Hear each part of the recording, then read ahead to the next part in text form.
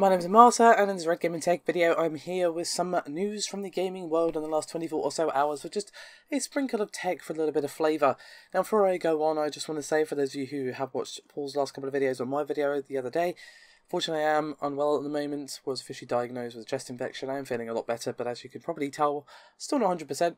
But regardless of all that, I have for you today, first of all, some rumours surrounding who might be holding the Star Wars license, as there are rumours floating around that it might be taken away from EA. Speaking of EA, we have confirmation that Burnout Paradise Remastered is a thing. In this positive news, however, we have some news regarding the developers of Microsoft Flight Simulator FlightSim Labs. And from the tech world, we have Coffee Lake CPUs already out in stock and shipping out to people. And finally, Samsung has brought us the world's largest SSD. But let's begin with Lucasfilm, EA and Star Wars. Now you may recall back when the Star Wars Battlefront 2 controversy was still fresh, that there were rumours circulating that Disney were considering taking away the Star Wars license from EA, and of course there was further speculation that Disney were at least part of the reason as to why the microtransactions were temporarily removed from the game. Obviously EA denied this, but they're hardly going to admit to that, but to be honest, given that the controversy was happening right around the time as we were running up to the release of The Last Jedi, I would not be surprised, as I said at the time, that if Disney did put pressure on EA to temporarily remove them, to basically just stop that controversy. You know, they obviously wanted the conversation around Star Wars to be, yeah, the new Star Wars, Last Jedi is coming out, yeah, woo, hype, etc. Instead of it being like, you know, about microtransactions and how it's like a casino and how they're ripping off the players, pay to win. All that stuff wasn't obviously very good for not only Star Wars, but obviously Disney and EA, and just it was a whole big old mess. And it's a fairly little bit of an old one, this rumour, but I have actually been meaning to discuss it for quite some time, and I just thought, you know what, why not throw it in here, because I do feel like it's worthy of discussion. Now, this is according to a website by the name of CineLinks, and they're basically saying that according to their sources, Disney are basically shopping around for a new publisher for Star Wars related games. Now, to be honest, I would not be surprised if this is true, because obviously Star Wars Battlefront 1, while it sold well, was a massive disappointment in a lot of ways. It was heavily criticised by many people. And Star Wars Battlefront 2, well, we just discussed the issues with that, and those issues are still present with the game basically being gutted after the microtransactions being removed, as the game was literally built for them. It was less of a game and more of a microtransaction delivery system. So I wouldn't be surprised if it's true, and obviously Star Wars Battlefront 2 did undersell. I mean, it still sold like 9 million copies or something, but it did undersell versus EA's expectations. And to be honest, I would actually prefer if it was given to someone else, because everything interesting that was supposedly coming out of Star Wars, like, you know, that Amy Hennig, visceral, single-player story-focused Star Wars, was cancelled. And of course that is being turned into probably another online multiplayer-focused, you know, online service experience, which is probably going to be, again, more about loot boxes and microtransactions and actual gameplay. I personally, you know, as great as multiplayer is and as fun as it can be, I've definitely warmed to it over the last few years. I personally am a story gal. I'm a single-player gal at heart, and I would just love a really good Star Wars game with a really solid single-player campaign. When's the last time we got that? Really? When's the last time we got that? So, you know, this might be true, it might not. Obviously, just because Disney might be shopping around for one, let's assume that is true, they might not necessarily decide to then take it away from EA. If they decide that, you know what, they're the best option still, then, you know, that will be the case. You know, they might shop around and go, actually, and still leave it with EA, or they might not be shopping around at all, or they might give it to somebody else. To be honest, I don't know, obviously. I'm not an executive at Disney last time I checked, so it's all speculation at this stage. But it would obviously be a pretty huge upset for EA if they were to do that. Obviously, they're going to be fine. They're still making all the money in the world, thanks to things like FIFA Ultimate Team. But obviously, it would be a pretty big loss for them as a company. However, let's move on to our second EA topic, which is, of course, Burnout Paradise Remastered. The rumours surrounding this have been floating around for, well, months, to be honest. But today, finally, EA has confirmed that yes, Burnout Paradise Remastered is a real thing, and it's coming out in March. Now, for those of you wondering, hey, is this going to include a PC re-release with perhaps, you know, improved graphics or whatever? No, unfortunately, it's going to be PS4, Xbox One, and it is going to also support PS4 Pro and Xbox One X, and it's going to be on 4K at 60 FPS on both of those machines, according to Criterion's press release. So what content will this actually include? Well, it's going to have the base game, obviously, and also the 8 add-on DLC packs which are released during the Year of Paradise. And this does include the drivable world with Big Surf Island. So we've got the base game, Big Surf Island, Party Pack, Burnout Bikes, Boost Special, Legendary Cars, Cagney Update, Toys, and the Cops and Rubbers pack. So this is more of a console gamer thing. I was hoping we'd get a PC re-release, perhaps with 4K textures, that sort of thing, but obviously the game does still exist on PC and you can always just run it at 4K.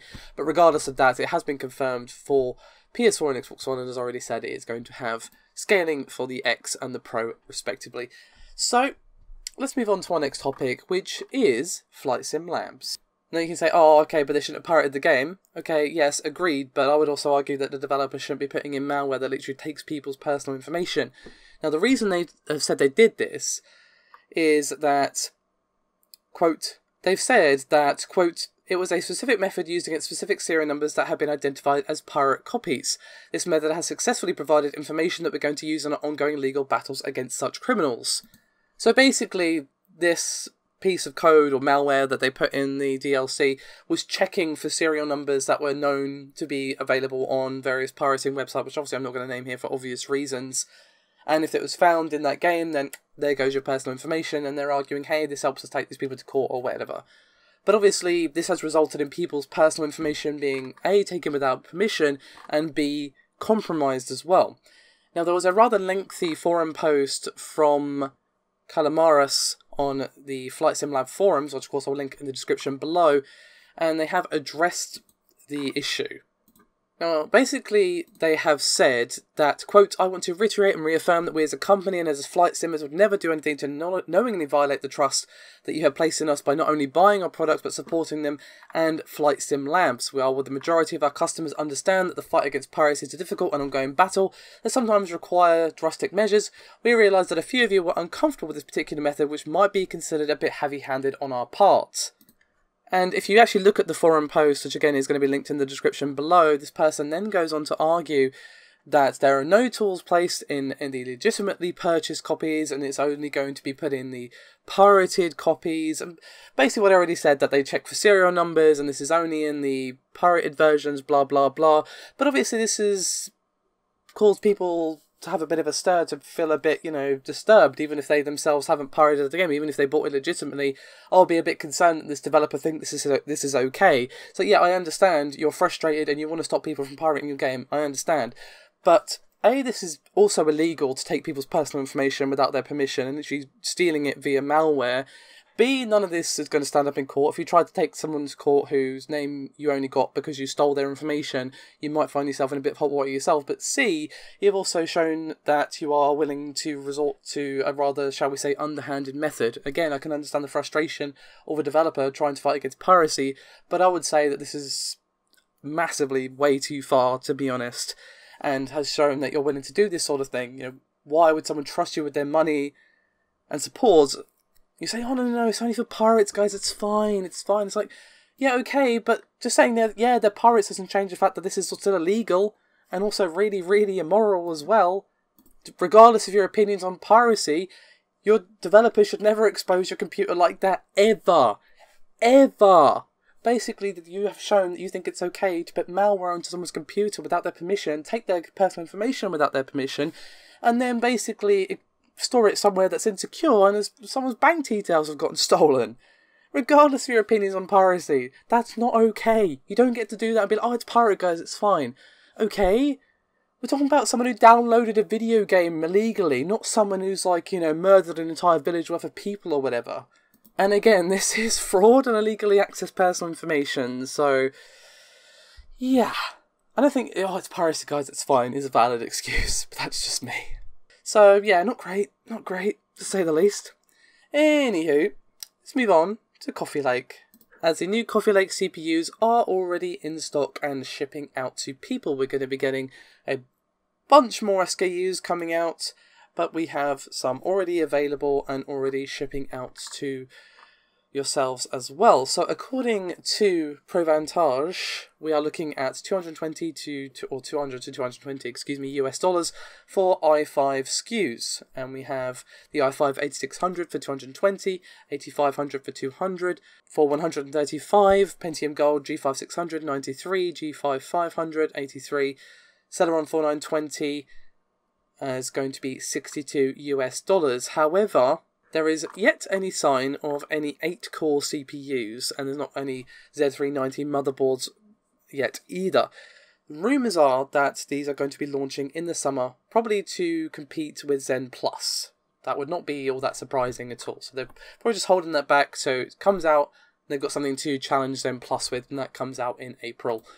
Lastly, let's finish up with Samsung.